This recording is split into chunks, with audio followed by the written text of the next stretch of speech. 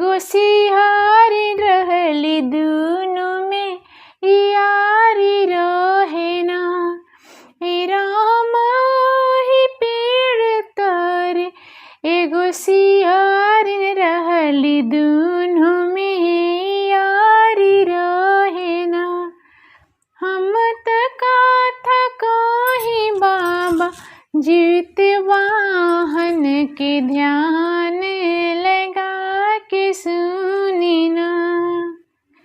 नदी के बगल में एगो गाँव रहे पंचवटी नाम रहे ना। ए राम माल के तू राजा बड़ी राना में रहले प्रजा खुशहाल रहे ना।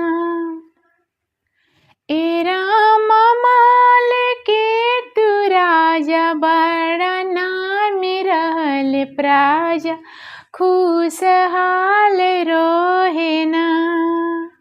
हम तो कथा कही बाबा जीवते वाहन के ध्यान लगा के सुनी ना। कुआर के अन्हारी तिथि अष्टमी रहे जिउतिया बरत रहे ना। ए राम सभे में हरार मिल बरत कैली सियारिन के नजर रहे ना। ए राम सभे में हरार मिल बरत कैली सियारिन के नजर रहे ना। सियारिन चिल्होरी मिली संकल्प कैली हम जीवतिया करबिना। ए राम ओहि दिन नगर बये पारी मोले नदी के किनारे अइली ना। हे राम ओहि दिन नगर बये पारी मोले नदी के किनारे अइली ना। हम त कथा कही बाबा जीवत वाहन के ध्यान लगा के सुनी ना। भूखल सियार जब मुर्दा देखली भूख ना रोकी पवली ना। ए राम ओहि दिन व्रत आपन तोड़ली जीवतिया के छोड़ दिहली ना। ए राम ओहि दिन व्रत आपन तोड़ली जीवतिया के छोड़ दिहली ना। चिलने तनियम के निभवली बरत के पुरवली ना। ए राम दूसरे जन्म में दुनो बहिन भैली ब्राह्मण कुल जन्म लिहली ना। हे राम दूसरे जन्म में दुनो बहिन भैली ते ब्राह्मण कुल में जन्म लिहली ना। हम त कथा कही बाबा जीवत वाहन के ध्यान लगा के सुनी ना। आस करके चील बड़ बेटी रहली नाम शीलामती रहे ना। हे राम सियारिन छोट बेटी भइली त नाम कपूरवती रहे ना। हे राम सियारिन छोट बेटी भइली त नाम कपूरवती रहे ना। भास कर पिता बेटी के लालन कैले और में पालन कैलेन। हे राम पंचवटी राज में बियाह कैले, दुनु बेटी दान कैलेन। हे राम पंचवटी राज में बियाह कैले, दुनु बेटी दान कैलेन। शिलामती के शादी बुद्धिसेन सिंह कपूरावती के माल के तुना। हे राम बुद्धिसेन बड़ा बुद्धिमान रहले, माल के तू राजा रहले ना।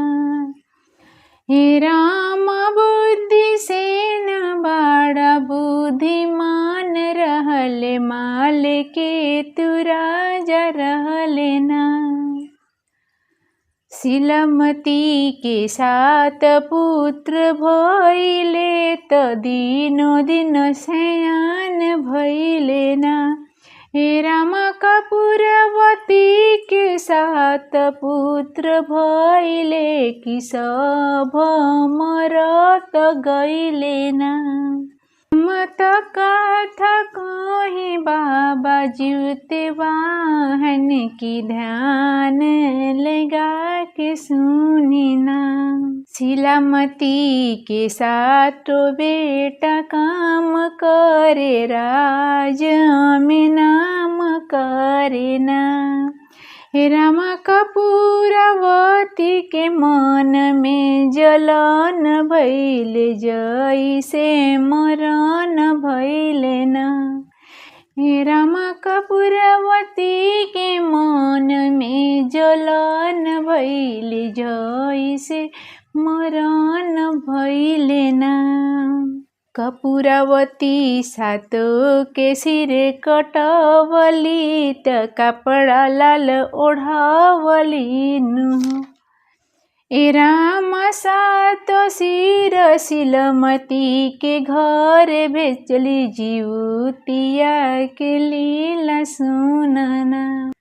हे राम 7 सिर शिलामती के घर भेजली, जीवतिया के लीला सुनना। हम तो कथा कहीं बाबा जीवते वाहन के, ध्यान लगा के सुनी ना। देखी बाबा जीवते वाहन माटी के 7 सिर बनाई दिहले ना। हे राम 7 सिर धड़ से जोड़ी दिहले, 7 पुत्र जीवित भइले ना। जौन सिर कटल रहे, तौन सिर फल फूल मेवा भइले ना।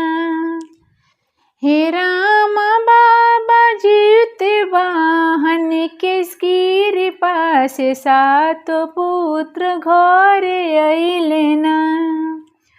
हम तो कथा कहीं बाबा जीवते वाहन के, ध्यान लगा के सुनी ना।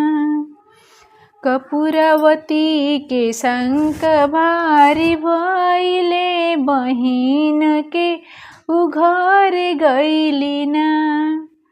हे राम देखली 7 पुत्र के जीवित, त अपने मूर्छित भइली ना।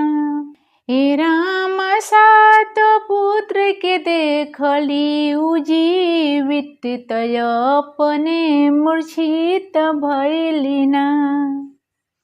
होश में कपूरावती जब अइली, बहिन से उ पूछली ना।